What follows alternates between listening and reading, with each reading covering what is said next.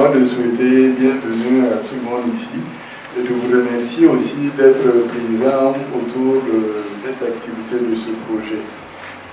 C'est un honneur pour moi de pouvoir représenter Affaires Mondiales Canada et de voir que les initiatives qui sont prises en charge par le Canada s'inscrivent vraiment dans les priorités du gouvernement du Burkina.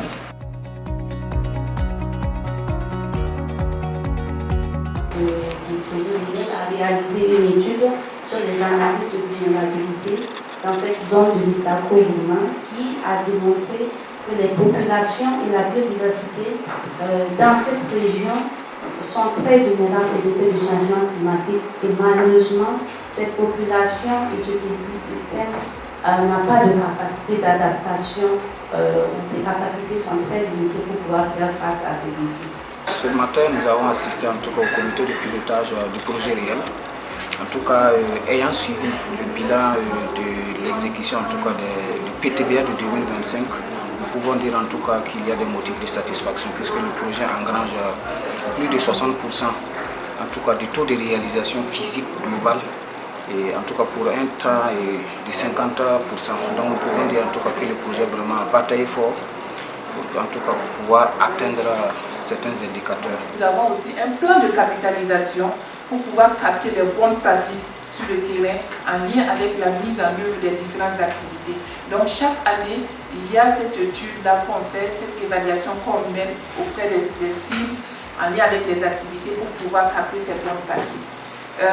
À la fin du projet, il est prévu une étude aussi de capitalisation pour pouvoir quand même obtenir quel est le changement que le projet a pu obtenir sur le terrain et en même temps parler aussi des questions de durabilité sur le niveau.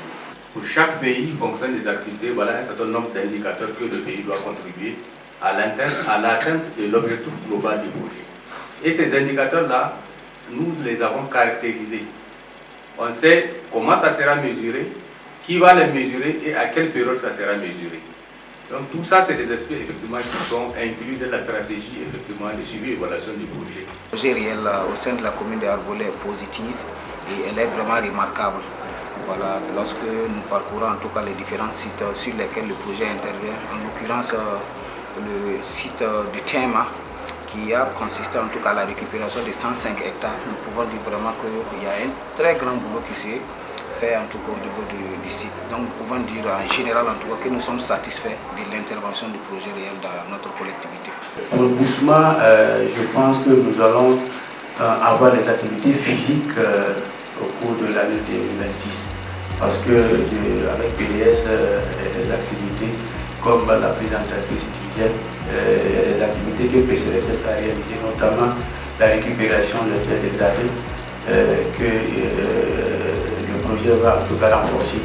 Également, nous avons reçu plein de formations, de renforcement des capacités. Et là, c'est à saluer. Voilà, que ce soit les PDS, que ce soit les services techniques déconcentrés, décentralisés, nous avons reçu plein de formations de la part du projet.